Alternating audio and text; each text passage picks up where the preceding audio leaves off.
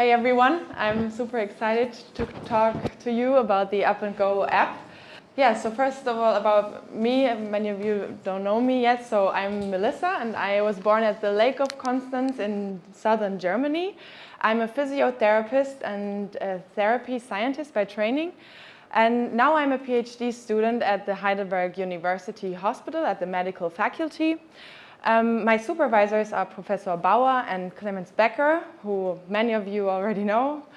And the objective of my PhD is to develop and validate a digital self-assessment of physical capacity for older adults.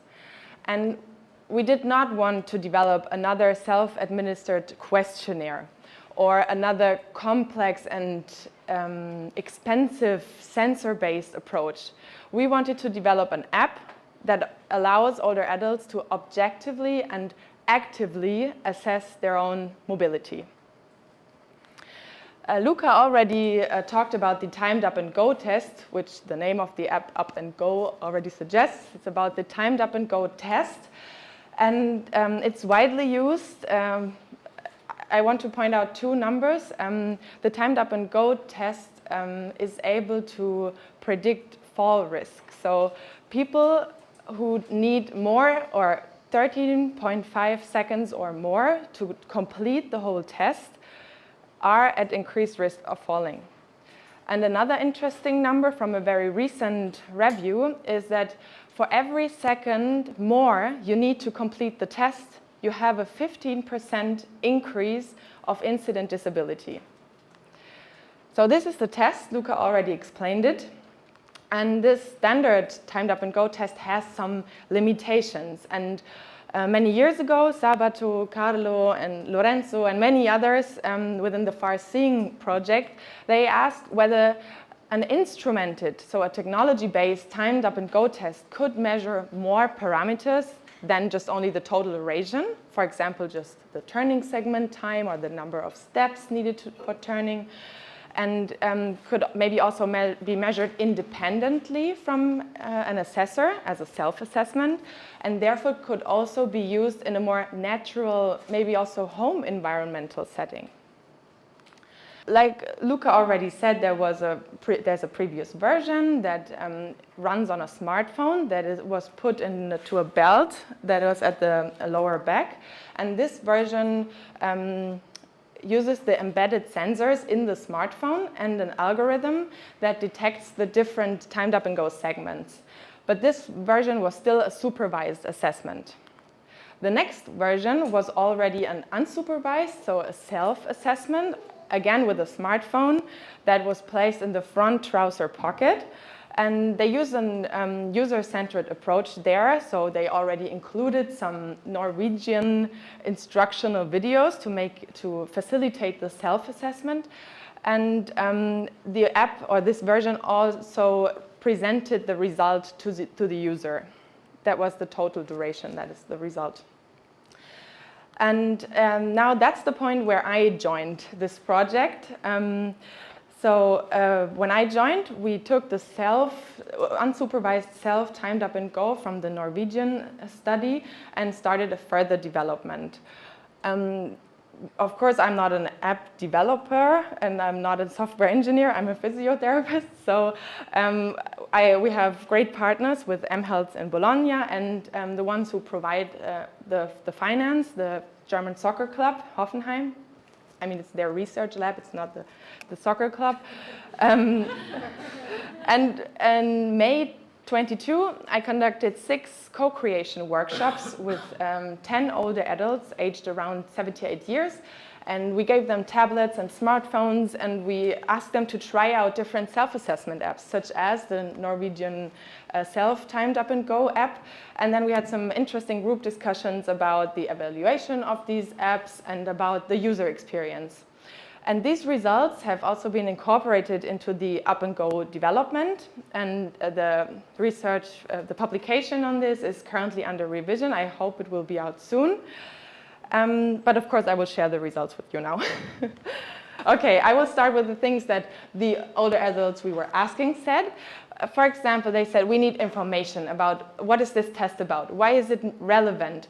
Is this safe? And what if problems occur within the app? What can I do?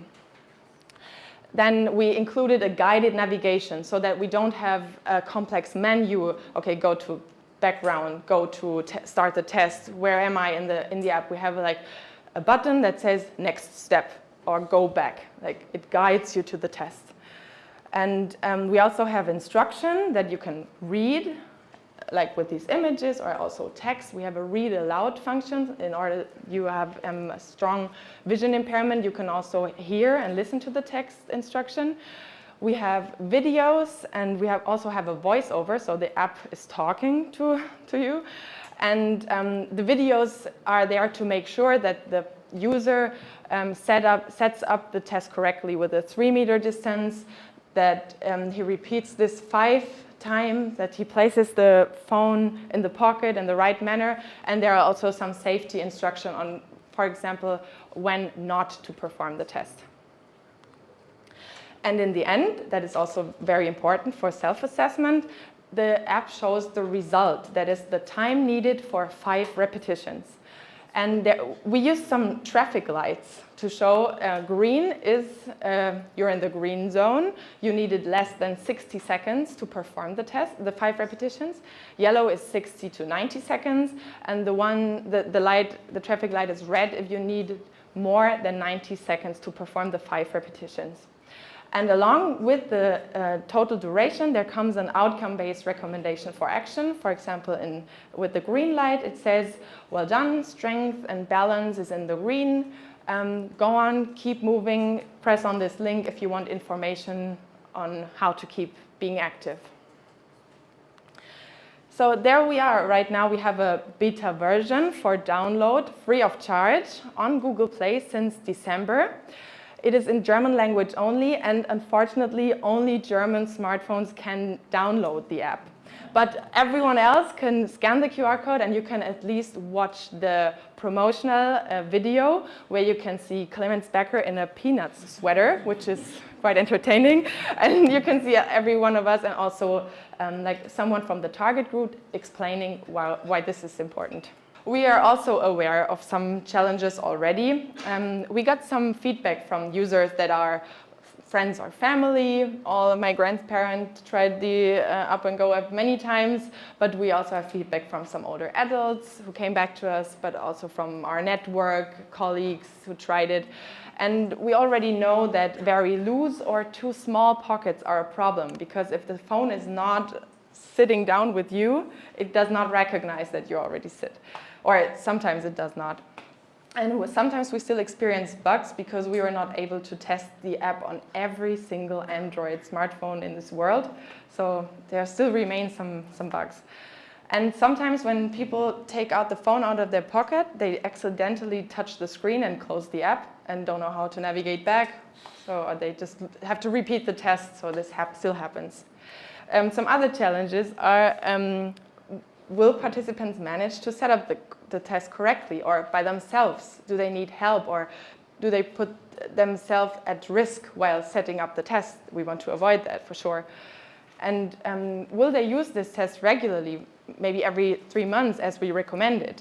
Or maybe are they cheating? This is something the workshop participants also said. I don't know if I would be honest with myself, or are they just running 3 meters, running back and being totally exhausted, but having a very good test result that does not represent the everyday life. But we have planned some next steps to tackle these challenges and to find out about more challenges. First of all, there's good news. We can reach out to more older adults because we are working on an iOS version that is expected to be available by the end of this year. And I'm also planning a validation study to compare the lower back version with the front pocket solution, and also to have a look on test-retest reliability.